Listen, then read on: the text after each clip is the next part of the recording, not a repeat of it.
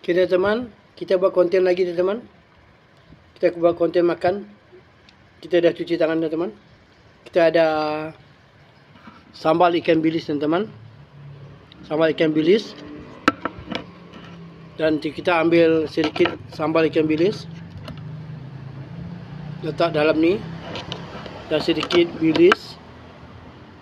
Kita tak makan ayam teman, kita tak makan daging, kita tak makan rendang. Kita cuma ada ikan bilis yos. Ini yang kita mampu teman. Kita tak mampu nak beli rendang, kita tak mampu nak beli ayam kari, kita tak mampu nak beli ketupat. Yang kita mampu ini je ada teman. Nasi, ikan bilis, lepas tu ada cili teman. Kita ada cili. Ini yang mampu kita makan teman. Selamat Hari Raya teman-teman. Kita tak mampu nak beli rendang, nak beli ayam. Cakap ini ala kadar teman-teman. Bersyukurlah kita teman-teman kita dapat makan. Cuaca hari ini alhamdulillah teman-teman, panas hingga ke petang mungkin. Okey teman-teman, jemput makan teman-teman. Kita dah cuci tangan teman-teman. Bismillahirrahmanirrahim. Memang sedap teman-teman ikan bilis ni teman. Kalau nak beli teman, ikan bilis kena ada nama yos teman. Kena ada nama yos, bau sedap. Ni ikan bilis ya teman.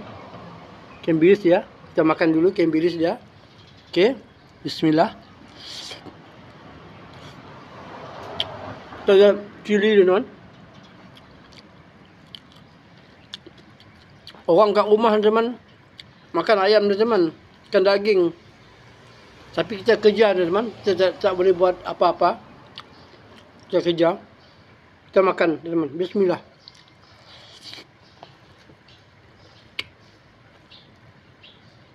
Syukur pada Allah teman. Kita dapat makan di pagi hari ini. Kita agak awal hari ini makan. Bismillah.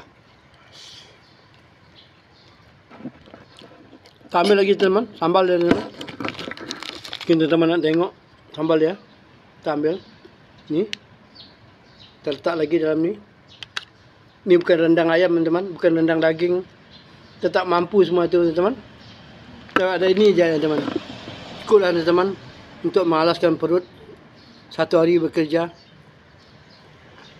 Kita makan lagi teman-teman. Bismillah teman-teman.